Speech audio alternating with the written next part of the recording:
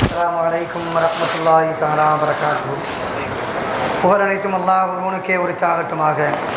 ஸலவாத்தும் ஸலாமும் நபிகள் நாயகம் ஸல்லல்லாஹு அலைஹி வஸல்லம் அவர்கள் மீதும் அவர்களின் குடும்பத்தார்கள் நல்லவர்கள் நம்மவர்கள் அனைவர்கள் மீதும் என்றென்றும் நின்று நிலவட்டுமாக.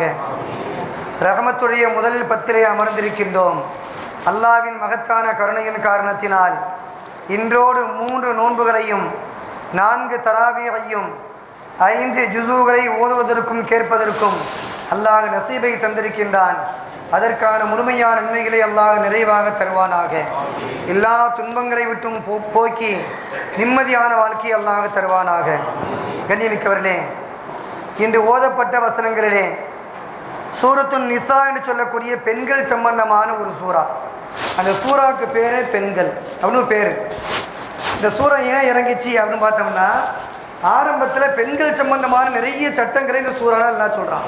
பெண்கள் சம்பந்தமான வாழ்வியல் வழிமுறைகள், பெண்கள் சம்பந்தமான ஒழுக்க நடைமுறைகள், பெண்கள் சார்ந்த சொத்து பங்கீடுகள், நிறைய செய்திகளை எல்லாம் இதில் சொல்லிகிட்டே வர்றான். அந்த காலத்தில், அறியாமை காலத்தில் எப்படி இருந்துச்சுன்னா, ஒரு பெண்ணை கல்யாணம் முடிப்பாங்க. கல்யாணம் முடித்து கொஞ்ச நாள் கழிச்ச உடனே அந்த பெண்ணுக்கு கொடுத்த மகரை திரும்ப வாங்கிடுவாங்க. அந்த மகரை திரும்ப வாங்கிட்டு இவர் இன்னொரு பொண்ணை கல்யாணம் முடிப்பார்.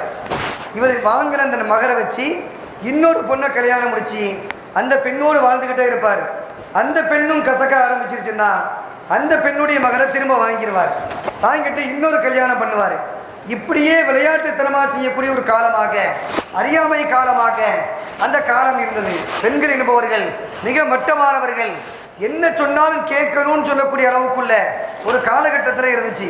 அப்போ தான் அல்லாஹ் சொன்னால், உங்களுக்கு வேற திருமணம் முடிப்பதற்கு சாத்தியங்கள் இருந்தால், அதற்கான எல்லா வகையான இடர்பாரம் இருந்தால், அப்போ நீங்கள் என்ன செய்யணும்னா, இந்த பெண்ணுடைய மகளை ஒரு மலையளவுக்கு நீங்கள் கொடுத்திருந்தாலும் சரி, அதை திரும்ப வாங்கக்கூடாது. அதுலேருந்து ஒரு பொட்டு கூட வாங்குறதுக்கு உங்களுக்கு தகுதி கிடையாது. நீங்கள் வேற கல்யாணம் முடிக்கணும்னா புதுசாக மகரை கொடுத்து தான் நீங்கள் கல்யாணம் முடிக்கணும் அப்படின்னு சட்டத்தை அல்லாஹ் ஏற்படுத்திய அந்த செய்திகளை இன்று ஓதப்பட்ட வசனங்களிலேயே அல்லாஹ் சொல்லித் தருகின்றான்.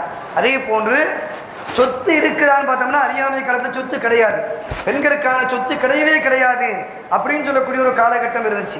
இந்த நேரத்தில் தான் ஒரு பெண்மணி ரபீஆ என்று சொல்லக்கூடிய ஒரு சஹாபி, அந்த அவர்களுடைய துணைவி வர்றாங்க ஸல்லல்லாஹு அலைஹி வஸல்லம்.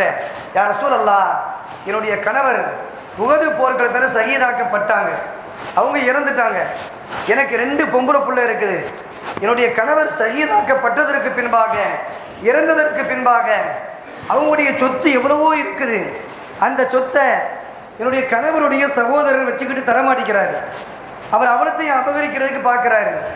இப்போ நான் என்ன செய்கிறது யா ரசூலல்லாஹ் அப்படின்னு கேட்கும்போது நபி ஸல்லல்லாஹு அலைஹி வஸல்லம் சொன்னாங்க, கொஞ்சம் பொறுமையாக இருங்கம்மா, அல்லாஹ் வசனத்தை இறக்குவான். இந்த வசனம் வந்ததுக்கு பின்னாடி என்ன சூழல்னு பார்த்துக்கலாம், அதுவரை பொறுமையாக இருங்க அப்படின்னு அந்த அம்மாவை வழி அனுப்பி வைக்கிறாங்க. அந்த அம்மா போன கொஞ்ச நாளில் அல்லாஹ் வாரிசுரிமை சட்டம் என்று சொல்லக்கூடிய இந்த சட்டத்தை திருமறை வாயிலாக இன்று ஓதப்பட்ட வசனங்களிலே, சூரா நிசாவிலே அல்லாஹ் சொல்லக்கூடிய சொத்து சம்பந்தமான வசனங்களை நிறைய அல்லாஹ் சொல்லுகின்றான். அந்த சொத்துல ஒரு குறிப்பிட்ட சொத்தினுடைய பங்கீடுகளை அல்லாஹ் சொல்லுகின்றான். இந்த வசனம் இறங்கியதற்கு பின்பாக நபிகள் நாயகம் ஸல்லல்லாஹு அலைஹி வஸல்லம் அவர்கள் அந்த அம்மையாருடைய கணவருடைய சகோதரரை அழைக்கின்றார்கள். அழைச்சி கூப்பிட்டு கேட்குறாங்க, ஏன்பா அவங்க சொத்துல பங்கு கொடுக்க மாட்டேங்கிற அப்படின்னு கேட்குறாங்க. யா ரசூலல்லாஹ், அவர் தான் இறந்துட்டார்ல, அந்த சொத்துக்குள்ள எனக்கு தானே சொந்தம், அடுத்து ஆண் வாரிசுக்கு தானே சொந்தம், பெண் வாரிசுக்கு எப்படி போகும் அப்படின்னு அவர் கேட்குறாரு. அப்போ நபி ஸல்லல்லாஹு அலைஹி வஸல்லம் சொன்னாங்க, அப்பா வச்சிருக்கக்கூடிய சொத்துல 3இல் 2 பகுதியை அந்த பெண் மக்களுக்கு வழங்கிவிடு. ஸல்லல்லாஹு அலைஹி வஸல்லம் சொல்கிறாங்க, இருக்கக்கூடிய சொத்துல 3இல் 2 பகுதியை அந்த பெண் மக்களுக்கு கொடுத்துரு.